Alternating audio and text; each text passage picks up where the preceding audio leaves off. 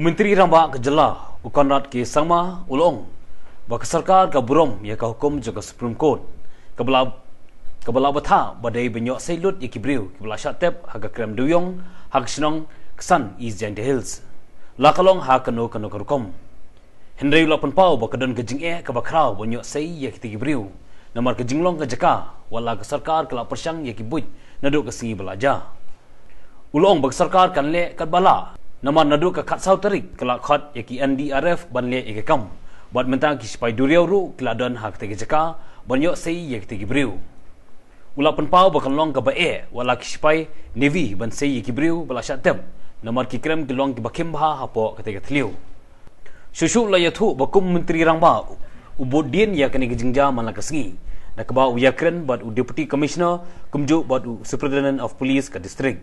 The Supreme Court has given its opinion, and obviously we take that opinion as something important also. But at the same time, this entire situation and the circumstances under which this particular incident happened is something that I think most of the agencies that are right now working, we have almost about 7 to 8 agencies, whether it's from the government, state, central or private, are working, and they will be able to tell you that the situation circumstances are very tough. It is a very tough logistical challenge, in fact, to move forward. So therefore, from our side, from the government side, whether it's the state government or the center, 100% effort is being put in from all angles, and it's just as I said, that the situation has been very tough, and there are multi layers of problems, whether it's the logistics of simply getting the pumps to the location, or even after getting the pumps to make them functional. The logistics are very tough and very challenging. So therefore, as I said, Supreme Court has given its opinion, and we respect the opinion of the Supreme Court, but at the same time, as I said, from the government side, we've been giving all the efforts that was.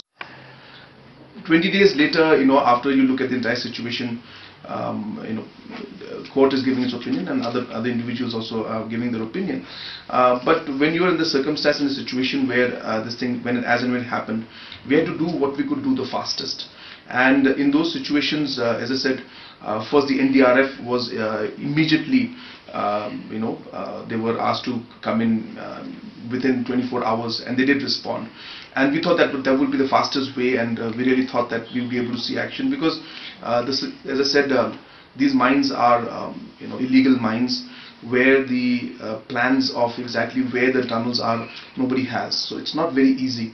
So yes, army, one can say now, why didn't you get the army? But really, when the certain situation and circumstances in those moments is very tough and challenging.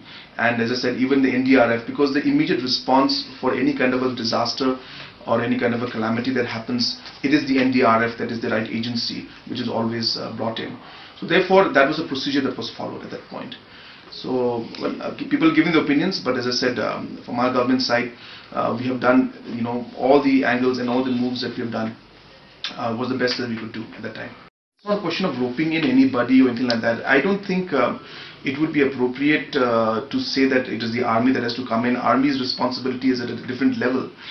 We have agencies like the Navy that has come in, and which is most probably more appropriate, because it is a situation where there has to be a underwater situation. But even the Navy specialized divers had a big challenge going in. One must realize that not only are these the water is very deep, but you also realize that these tunnels that are there are quite narrow, and we are still figuring out whether the Navy divers will be able to enter even after the water is brought down, because with their oxygen tanks, it will be a logistical challenge also. So as I said, it's not as simple as people are thinking. It's a massive logistical challenge, and that is where actually the entire difficulty lies.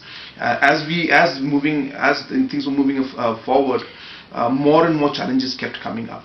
And as I said, even if we speak as of now, Coal India, Kirloskar, pumps from Odisha Relief, the NDRF, the Navy, and so many other agencies all working together And even then, as you said, 23 days have passed. So I think it speaks about the kind of difficulty that this rescue operation is facing. I should mention that I have been in touch with the SP and the Deputy Commissioner and the people in ground zero almost on a daily basis. So the reports coming in, from the ministers, of course, was there, but those reports were at a level where they just went for one day. And so therefore the administration and the people who are actually involved in the operation, I've been speaking to them every day.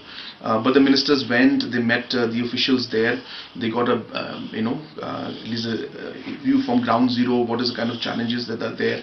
But as I said, more importantly, I have been speaking to the DC almost every day, and I've been getting reports from him every day. And we are monitoring this almost on a day-to-day basis, and sometimes in some situations, in every 6 hours, even 12 hours basis, we are reviewing the situation.